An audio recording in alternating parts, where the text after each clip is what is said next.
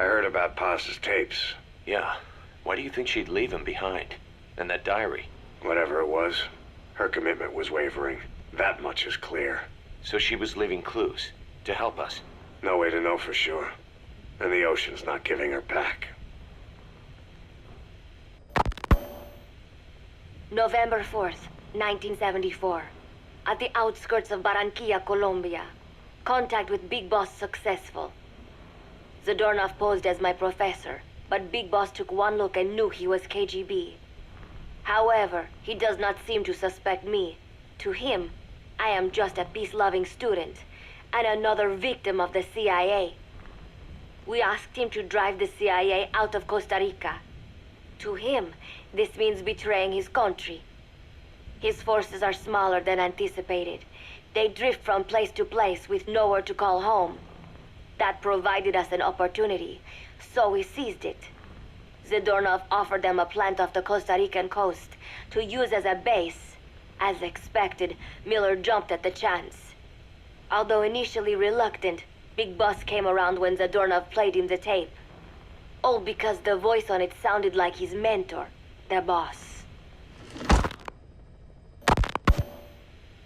Naked Snake, the man who once saved the world from the brink of nuclear war. Awarded the title of Big Boss for his service.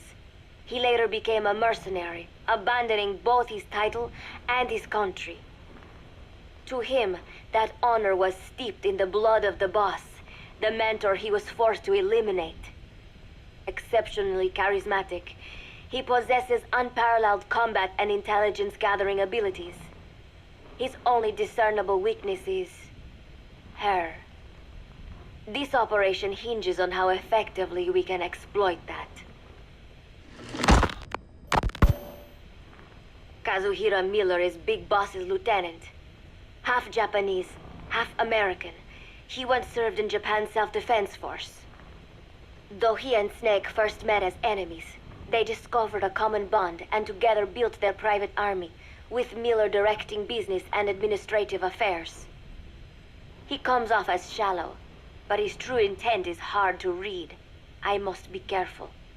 All that is clear is his infatuation with Big Boss.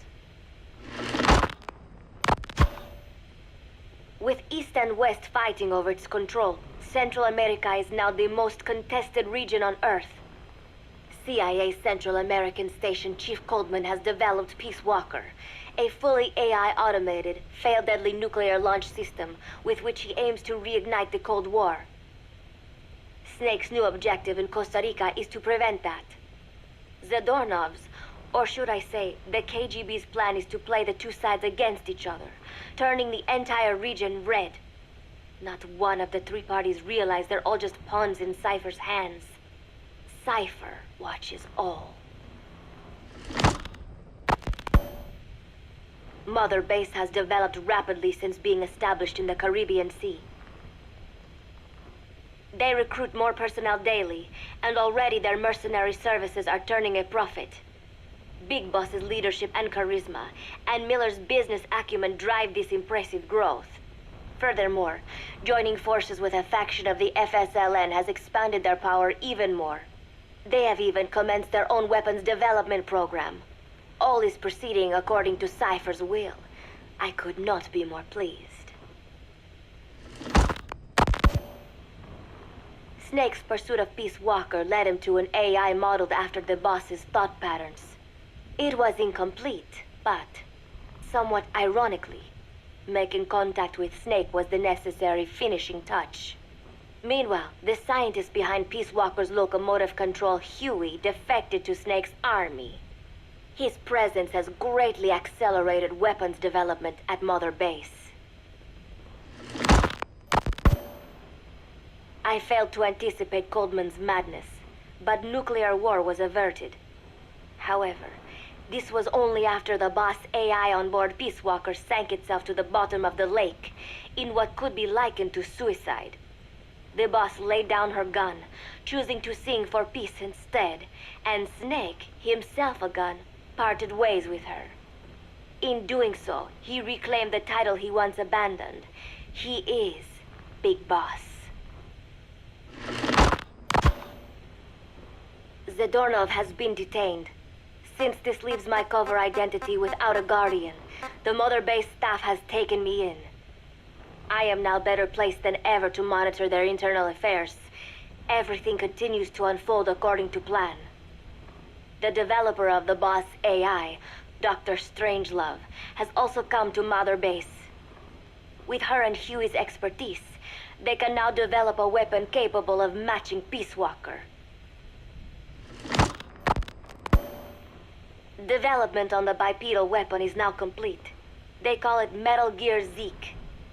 It stands there like some sort of mystical guardian. The soldiers gaze on it with pride and reverence. Big Boss has elected to arm it with a nuclear weapon.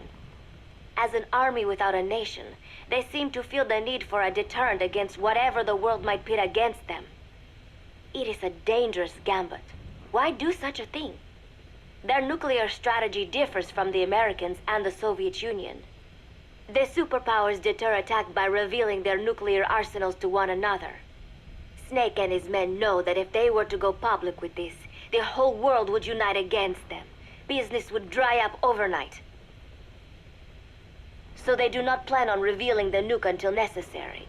This ace-in-the-hole approach is their idea of a nuclear strategy. Wielding a deterrent, all the while unable to reveal its existence. I wonder if Snake sees how vulnerable this makes them.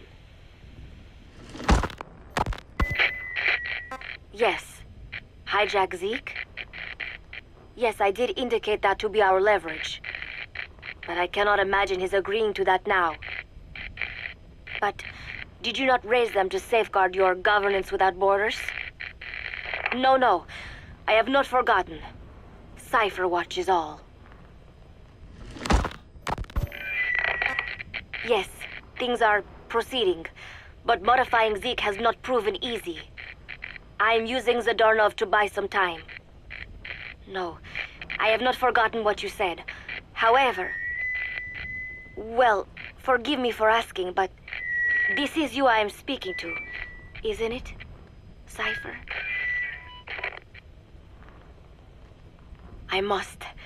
I will fight Big Boss. The world must be ruled by a single will. To defy Cypher is a fate worse than death.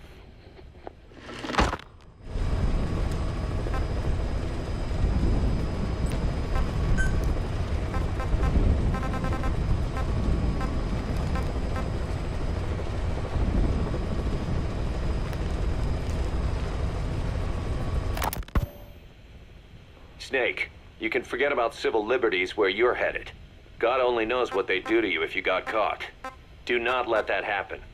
The Cubans leased the land to the U.S. as a gesture for helping them gain independence from Spain. The deal remains in effect until both countries agree to dissolve it, or the U.S. abandons the land. That's why America still operates the base even after La Revolucion. Problem is, it's leased land. Meaning it isn't American soil, so the U.S. Constitution doesn't apply there. That allows them to withhold its civil rights protections. Yeah, that's Uncle Sam's excuse. The area was originally only for detaining refugees from countries like Cuba and Haiti. But a few years ago, the CIA and its like started using it as a black site.